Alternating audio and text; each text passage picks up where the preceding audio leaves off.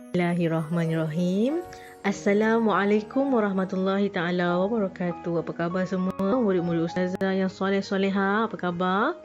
Sihat? Alhamdulillah.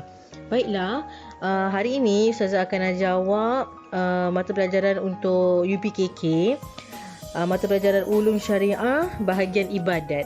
Okey. Jadi hari ini ustazah akan jawab pelajaran 1 tayamum yang mana kita telah awak pernah belajar sebelum ini darjah 3. Ingat tak? Ada kan? Jadi hari ini kita akan imbas kembali apa itu tayamum. Yang awak tahu tayamum tu apa? Oh, tayamum tu bila tak ada air. Betul. Yang kedua lagi? Tayamum ni kena guna debu tanah yang suci. Ya, betul. Jadi hari ini kita akan imbas kembali apa yang pernah awak semua belajar sebelum ni. Okey, bersedia semua? Bagi yang ada buku nota padat UPKK yang warna putih tu, yang ada gambar budak lelaki dengan budak perempuan pakai baju putih juga, kalau ada, awak boleh buka buku tersebut, muka surat 16. Okey, Ustazah teruskan ya.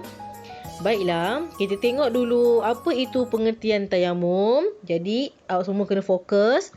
Pengertian tayamum ini terbahagi kepada dua, iaitu dari segi bahasa dan juga dari segi istilah. Kebiasaannya dari segi bahasa, pengertiannya sangat pendek. Dari segi istilah, perlukan penjelasan dan huraian lah. Okey, tayamum dari segi bahasa menuju, kalau ikut buku awak, ialah penyempurnaan. Dari segi istilah, menyapu debu tanah yang suci ke muka dan kedua-dua tangan hingga ke siku dengan niat dan syarat-syarat tertentu. Baiklah. Berdasarkan pengertian ini, awak boleh nampak anggota tayamum ada berapa dalam ni? Ada 2. Apa dia? Muka dan kedua-dua tangan. Ada dicakap kaki tak? Tak ada. Jadi, kita akan teruskan. Kita tengok betul ke tak ada. Okey. Apakah hukum bertayamum ini? Hukumnya wajib jika tiada air. Memang tak ada air kat tempat tu. Ataupun kulit tidak boleh langsung. Mungkin kulitnya sensitif ataupun ia sakit ataupun patah tangan ataupun adalah penerangan akan saya jelaskan sebentar lagi. Jadi hukumnya wajib sekiranya tiada air dan adalah sebab-sebab tertentu. Nanti saya terangkan lagi. Okey. Anggota tayamum seperti dalam pengertian tayamum dari segi istilah tadi ialah bahagian muka yang pertama, yang kedua, dua tangan hingga ke siku. Ya. Okey. Rukun tayamum ada 5. Yang pertama, awak kena niat dulu rukun tayamum ni. Niat. Apa-apa pun mesti kena niat dulu. Apa niatnya? Nawaitu tayammuma li istibahah as-salati fardhi lillahi ta'ala. Sahaja aku bertayamum untuk melakukan solat fardu kerana Allah Ta'ala. Bagaimanakah caranya? Ambil debu tanah tu, pindahkan kepada anggota tayamum. Yang pertama ialah menyapu muka. Berapa kali? Sekali saja. Yang kedua ialah menyapu kedua tangan hingga ke siku. Dan akhir sekali, mestilah tertib. Apa maksud tertib? Tertib ialah mengikut turutan. Hendak melaksanakan tayamum ini bukanlah suka-suka. Dia mesti ada syarat-syarat sah tayamum. Apakah syarat yang pertama? Syarat tayamum yang pertama, uzur sebab musafir, iaitu perjalanan yang jauh yang langsung tak ada air. Sakit tidak boleh gunakan air. Mungkin dia ada sensitif. Okey. Dan yang kedua, yakin masuk waktu solat. Ya, tayamum ini bila hendak solat barulah awak membuat tayamum. Yakin masuk waktu solat. Okey. Yang ketiga ialah gagal mendapatkan air setelah berusaha. Ya. Awak kena usaha dapatkan air dulu. Kalau dah tak ada, awak bertayamum. Okey, kena cari dulu air. Mungkin rumah awak je tak ada air. Rumah jiran awak ada air. Awak jangan rumah awak tak ada air. Awak seorang je tak ada air. Awak pun tayamum lah kat rumah mak. Cikgu cakap tak ada air kena tayamum.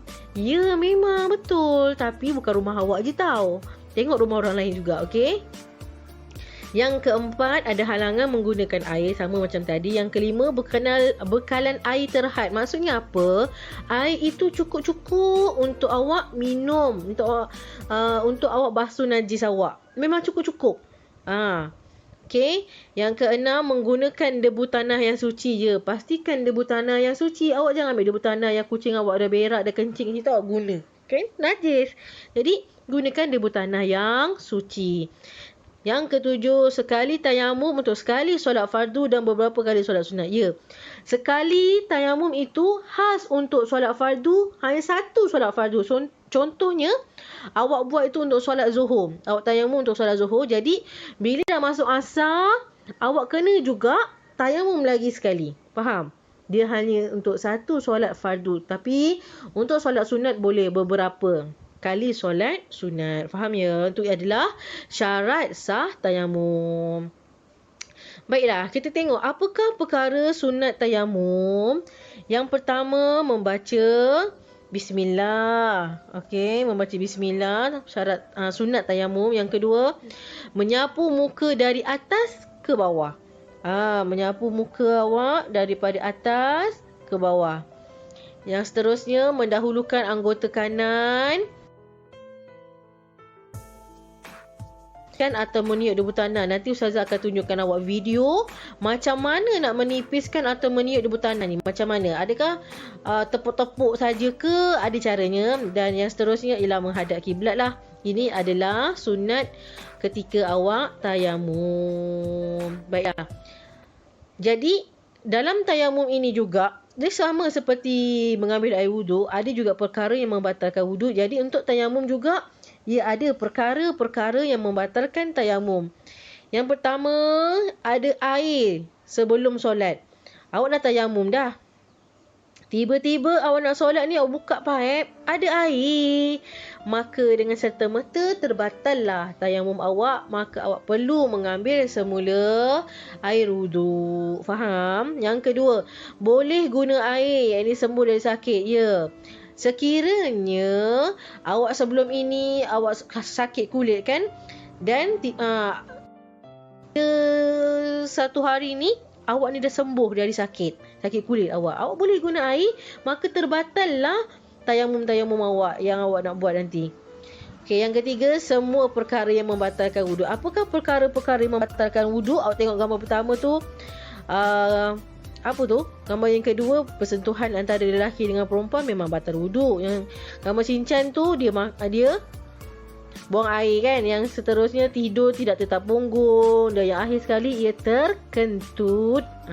Jadi, segala perkara-perkara yang membatalkan wuduk, maka begitu juga untuk tayamum, ia akan terbatal. Faham semua?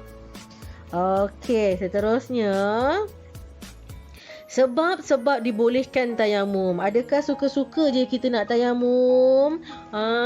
Malas lah nak ambil air semayang, tayamum lah. Malas lah nak guna air, tak boleh. Dia mesti ada dia punya sebab. Sebab yang pertama, mestilah tiada air. Tak ada air baru tayamum. Tak ada air yang pertama.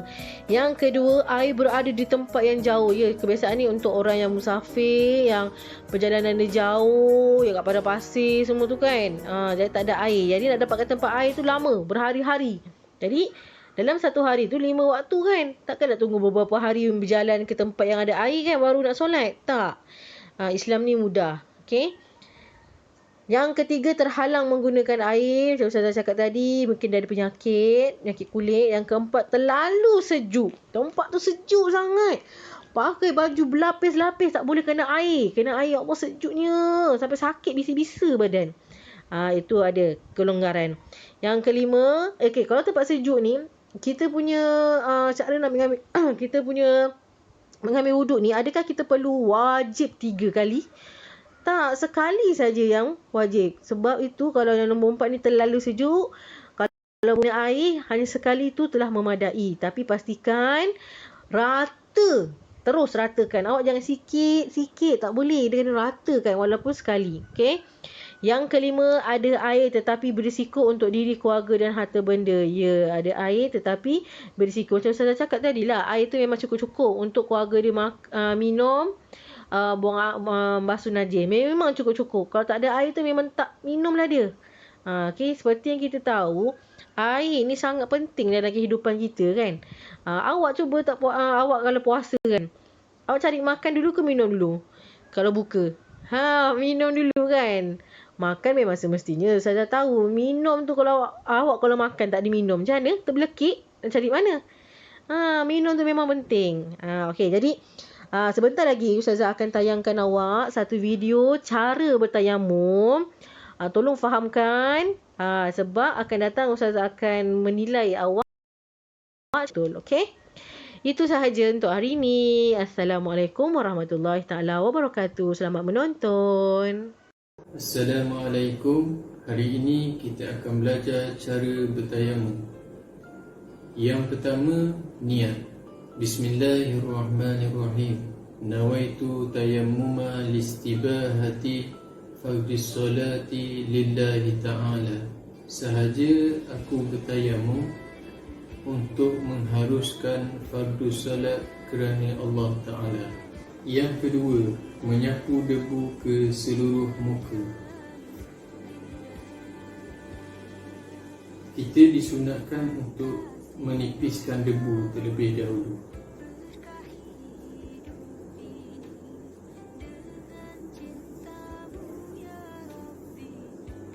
Yang ketiga, menyapu debu kedua belah tangan hingga ke siku.